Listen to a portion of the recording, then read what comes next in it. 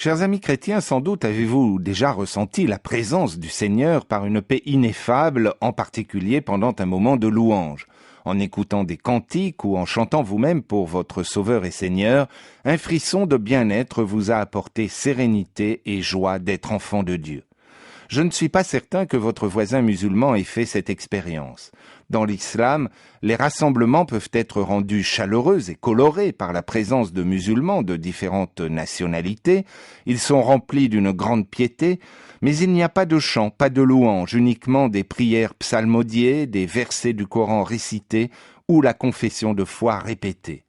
Cela tient à la vision de Dieu et à la relation avec lui fondamentalement différente dans l'islam et la foi chrétienne. Cette différence se remarque aussi dans le fatalisme propre aux musulmans. Vous connaissez sûrement le fameux « Inch'Allah, si Dieu le veut ». Nous aussi disons parfois « Dieu voulant », mais les deux expressions reflètent les deux conceptions différentes de Dieu. Dans l'islam, Dieu décrète. Inch'Allah signifie donc « si le Dieu Tout-Puissant le décide ainsi ». Pour les chrétiens, Dieu dirige. Dieu voulant signifie « si le Seigneur le conduit ainsi ».